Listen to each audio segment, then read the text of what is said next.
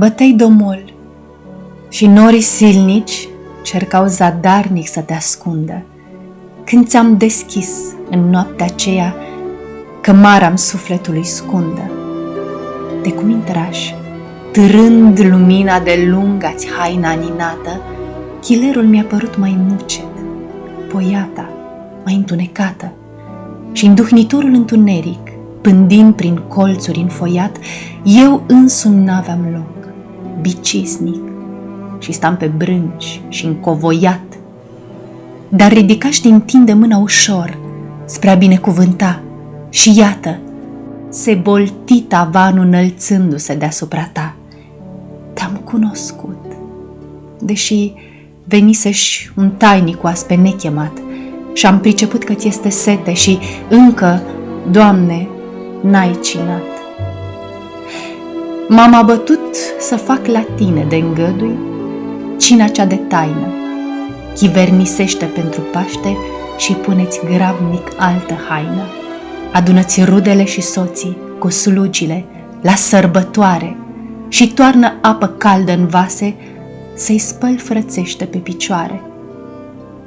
Stăpâne, ți-am răspuns și glasul în gât mi se făcuse ghem. În tot pământul n-am pe nimeni să vii atunci când îl chem. Sărac și fără de prieteni mă ocolesc de mult drumeții, căci n-am nici azimă, nici sare pe masa goală a vieții.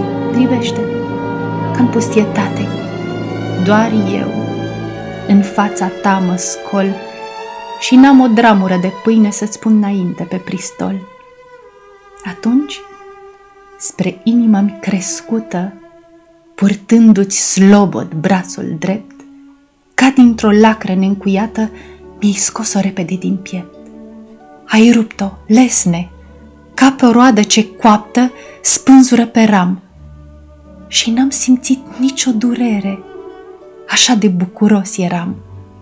Apoi, frângând-o în bucățele, cum nu aveam de cină soți, m-ai dus tăcut la o răscruce și-am împărțit-o în zori la toți.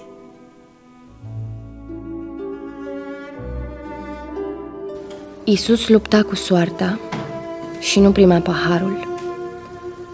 Căzut pe brânci în iarbă se împotrivea într-una. Curgeau sudori de sânge pe chipul alb ca varul și amarnica-i strigare stârnea în slăvi furtuna.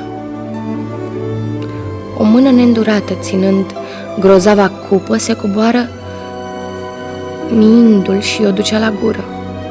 Și o sete uriașă stă sufletul să-i rupă, dar nu voia să atingă infama băutură. În apa ei verzuie jucau sterlici de miere și sub veninul groaznic simțea că e dulceață. Dar fălcile încleștându-și cu ultima putere, bătându-se cu moartea, uitase de viață. Deasupra, fără tihnă, se frământau măslinii. Păreau că vor să fugă din loc, să nu-l mai vadă. Treceau bătăi de aripi prin vraiștea grădinii și ulii de seară dau roate după pradă.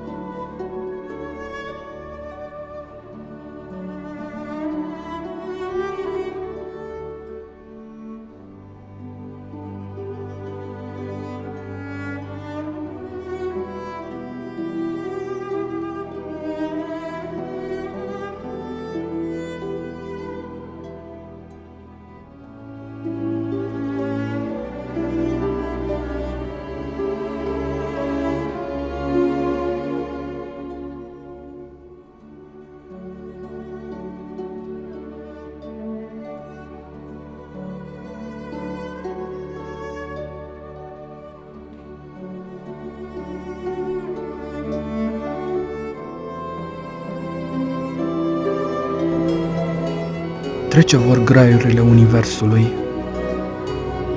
se va stinge în țărână seara pământului. Lămpile vor orbi și în văzduh va amuți larma cucuvăilor. Vulturii se vor retrage în nevăzut și tăria vederii se va preface în amurg. Toate se vor aduna în acea matcă ușoară, de nimic din care smulse au fost de duh la început. Atunci te voi vedea pe tine, cum mă vezi, și ne-om cunoaște îndeaproape cuvânt din cuvânt, putere din putere. Dimineață fi vor ani, fi vor și reveni vor blânde în veștet vânt aprinsele tulburătoarele zări, ce ne hrăneau nădejdea altădată. Pământ și cer vor trece ca o faclă din umbra Sfântului Mormânt. Rămâne va lumina din văpaie, rămâne va uitarea din cuvânt, rămâne va iubirea iubitoare din sărăciile ce sunt.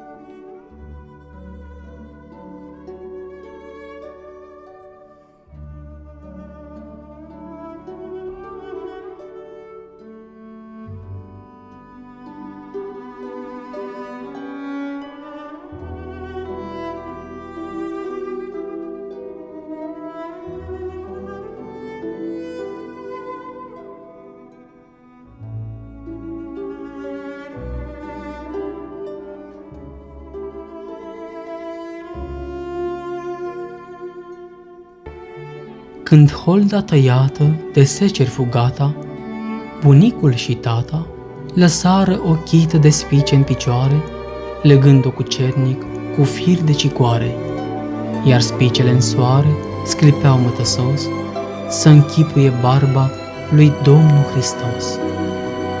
Când pâinea în cuptor semăna cu arama, bunica și mama, scoțând-o sfielnic cu semnele crucii, purtau parcă moaște cinstite și lucii, ca pâinea, dând abur cu dulce miros, părea că e barba lui Domnul Hristos. Și iată potirul la gură te aduce, Iisuse Hristoase, tu jertfă pe cruce. Hrănește-mă, mamă de Sfânt Dumnezeu, ca bobul în spice și mustul în ciorchine, ești totul în toate și toate prin tine, tu pâinea de pururi a neamului meu. Din coarda de viță ce înfășură cramă, bunica și mama mi-au rupt în ciorchine, spunându-mi povestea. Copiile grăiră, broboanele acestea sunt lacrimi de mamă vărsate prin os la caznele Domnului nostru Hristos. Apoi, când culesul de struguri fugata, bunicul și tata, în joc de călcâie jucând nestemate, ce lasă ca rana și roaie înspumate, copiile grăiră, e must sângeros din inima Domnului nostru Hristos. Și iată potirul la gură te aduce, Iisuse Hristoase, tu jertfă pe cruce. Adapă-mă, sevă de Sfânt Dumnezeu, ca bobul în spice și must în ciorchine, ești totul în toate și toate prin tine, tu vinul de pururi al neamului meu. Podgorii bogate și lanuri mănoase, pământul acesta, Iisuse Hristoase, e raiul în care ne-a vrut Dumnezeu. Privește-te în vie și vezi de te îngrâne, și sângere în struguri și frânge-te în pâine, tu viață de-a pururi a neamului meu.